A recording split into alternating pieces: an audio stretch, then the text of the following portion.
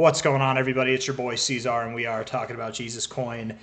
We are sitting at 60111 right now. Good job, everybody. It's nice. I know as sad as this might feel over the last 3 days, right? We were doing this exciting stuff, and now we've just been hanging out. I know that might seem sad, but relative to where we've been, guys, like we're on the upper ends, right? We're definitely on the upper end. So take a moment to appreciate where we are right now, because it won't be long before we'll wish that we were back at these prices so that we could get in at lower prices. There's something that I wanted to go over. I was looking at the chart, and I want to go over it now to kind of illustrate what we should look for, what we should anticipate going forward, and what it should look like. Just because I'm anticipating this doesn't mean it has to happen exactly this way. Anything can happen at any time. You never know. But we'll compare previous results and see if we can expect, based off of those previous results from the past, if we were to see similar or different results, what that might mean for the price action. I'll show you what I mean. Okay, so right here, if we're looking at this, just at face value for what it is, this high, pretty close to this high, right? All in this range where you've been, even here, right? Resistance area, right? A little zone of resistance for sure. And there's kind of a commonality between these highs. I didn't check this high. I don't know if it's, maybe not this one here, but a commonality between these two, like significant highs, right? That's definitely a high zone, but this is the discernible high, right? This is just a lower high in this phase down. Before I get too caught up with the semantics, let's just identify it, right? So this high here, you had a lot of volume come in, right? Just died off in volume, and then a lot of volume came in on this move up. However, as you progressed through the move, volume began to die down. Right? And inevitably you pulled back, right? We move our bubble over here, and you had a lot of volume coming into this move, more volume than we have now, a lot more, right? Bigger candle too, moved up in a shorter amount of time. And then as you continue to move up, your volume died off. It died down, and as did your price action, right? You can even see it similar on the downside, right? You're moving down here. As you're moving down, your volume's dying off. And because of that, you now reverse, right? Similar kind of aspects. So right now we have a lot of volume, right? We're chilling. When we do make higher daily closes, we want to see that volume come back in, and we want to see it gain value, right? We want to gain volume. So I want to be clear. If today were to close here above these highs, if we don't see higher volume than this, that's fine. That's fine, right? But as we continue to progress, we would like to see the volume continue to come back in, and yes, inevitably get larger than this read here. We want the volume to increase as the price increases. And maybe it increases in this channel, maybe it's in its own channel, maybe it's outside this channel, maybe it takes longer, who knows, who cares? But all I'm trying to say is however it looks, however it moves up, this next high needs to continue to gain volume as we're doing right now, right? We need to. If not, if it dies off, that doesn't necessarily mean we have to sell off, but that's what it's meant the last 2 times to the downside, and that's what it even meant here going toward the upside, right? Even here, if you want to look at it like that, right? Like you're moving down slowly but surely, your volume's dying off, and of course you got a reverse move there, right? Volume came back in stronger, and right, you got that next leg up. I mean, ideally, if volume's growing, then we wouldn't see a reversal here, right? So I don't know, just something to think about. I feel like I hit that over the head a lot. Let's look at this RSI. I like the RSI. It is a bit of a double top, but I don't mind it at all. The fact that you're overbought above the 80 in an area that you normally do top off. In fact, you actually have, right? The last 2 times that we were just comparing were both of those times. I don't know if you guys can see this or not, but I'm getting a pop-up, right? Right here where we are in resistance now, that was the prior 2 highs that we were just going over, right? The difference here being, again, we went to this zone twice now, right? Twice in a very short amount of time, right? All in this same kind of move right here. So that is different in itself, could beget different price action as well. I'm really looking for that volume to come in, though. I think different results will promote different price action, right? Different results from this, different results from this. That's what we want, right? We want different results. We want to go up. So, let's see.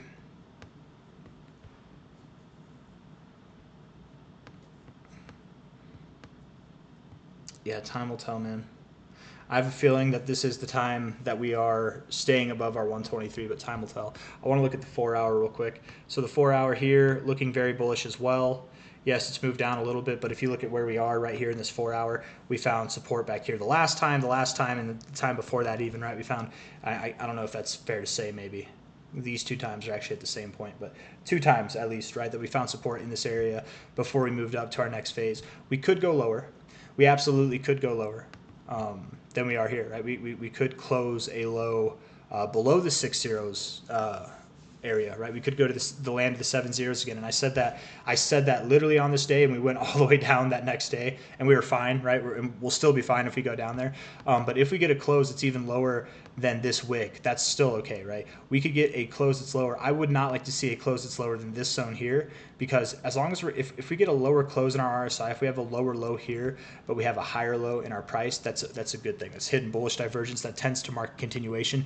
And not only that, but if we were to pull back lower, not saying that we're going to go lower than this low, but if we did pull back lower, this 123 moving average, we'd probably find support like right there, and then that, as we did last time, and then move up, right? Maybe not immediately, but in time.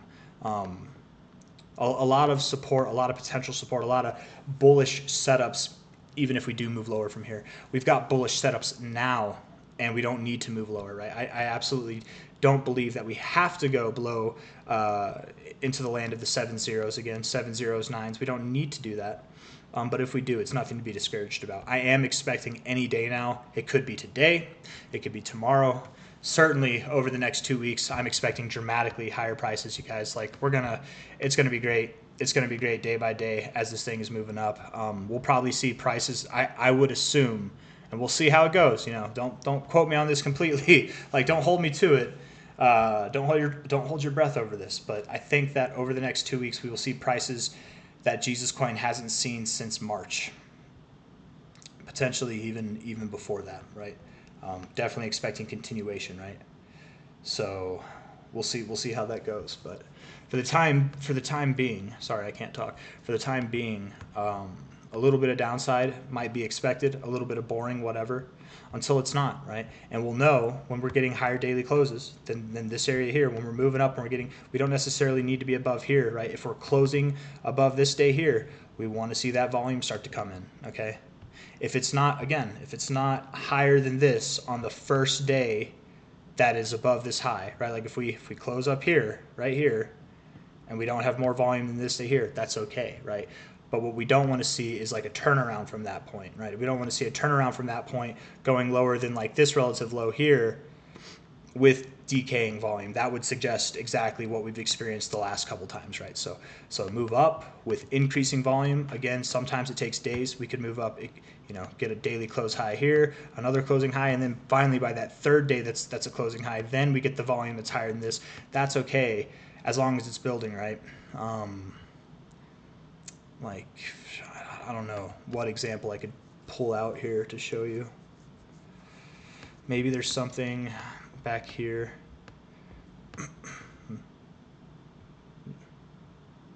Maybe this might be it. Let's see if I could get just like a segment that's not, let's see. So here, right, or even here, you had volume, right?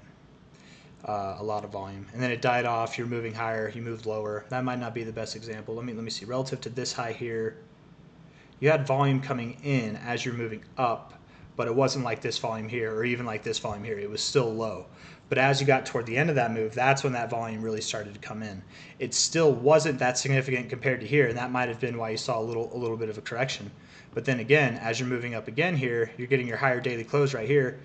This volume, that's not a good example because that volume there actually is, yeah. So this daily volume right here on this day that did close higher than this day right here, the volume was lesser than the volume back here.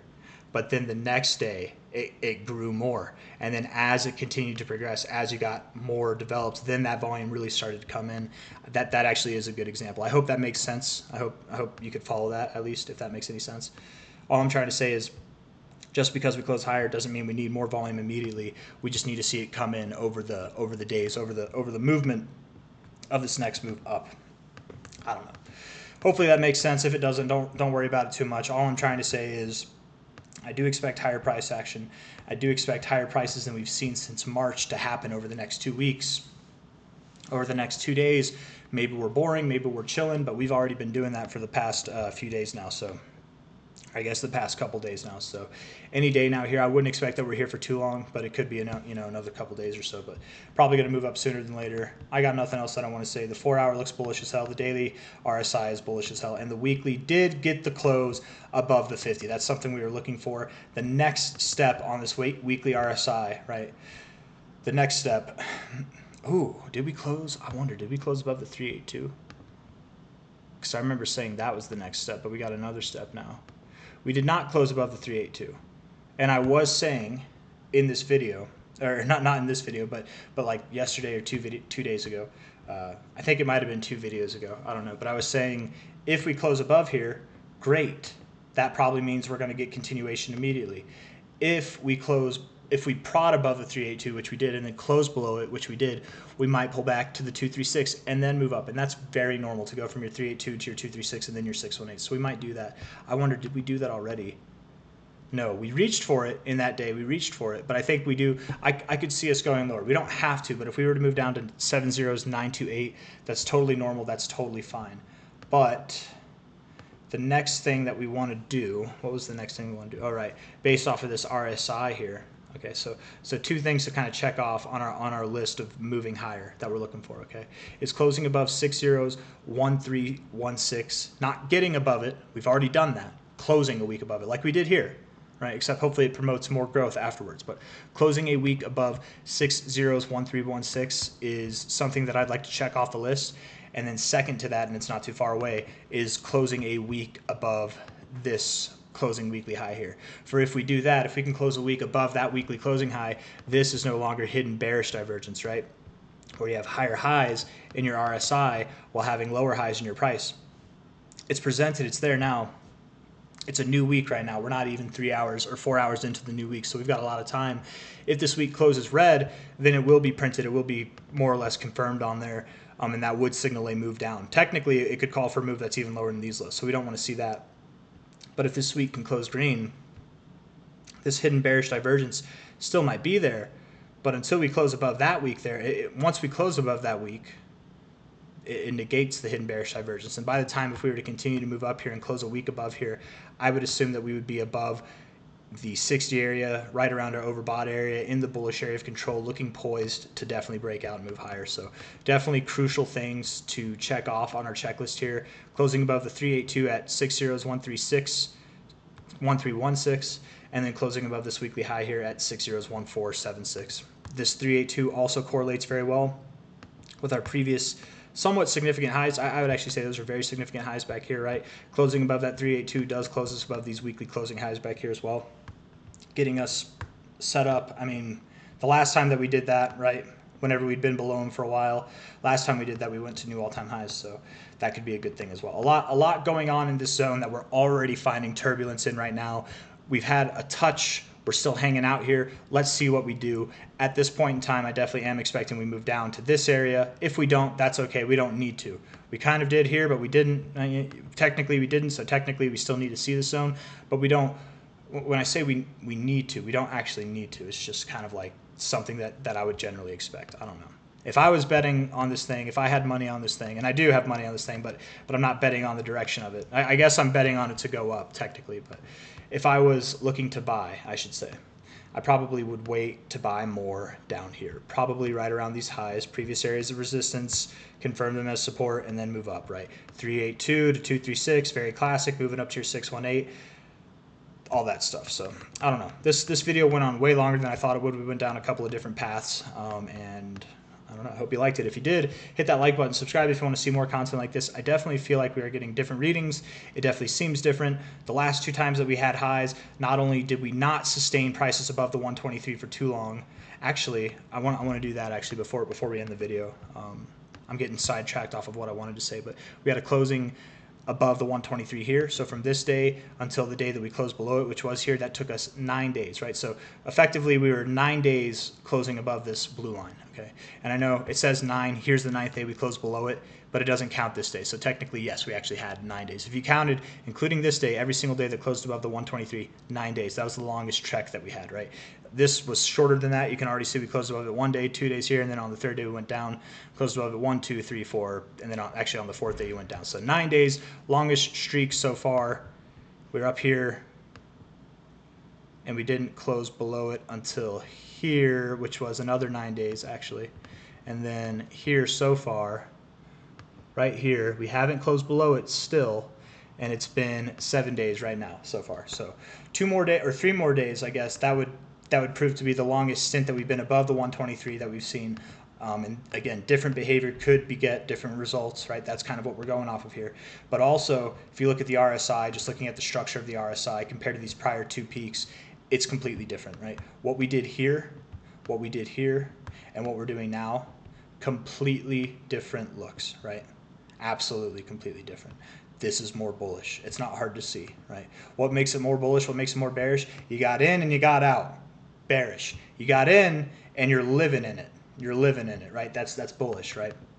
So I don't know. Maintaining these readings is a bullish thing. I would love it if we went down and bounced off the 60. That would look really good. But enough of that. I think I've said enough. I hope you guys got enough out of this video to kind of go off of what to expect over the coming days, what to expect over the coming weeks, what to look for, different aspects, stuff like that. If you did enjoy the video, hit that like button, subscribe, and I will see you guys on the next one. Take care.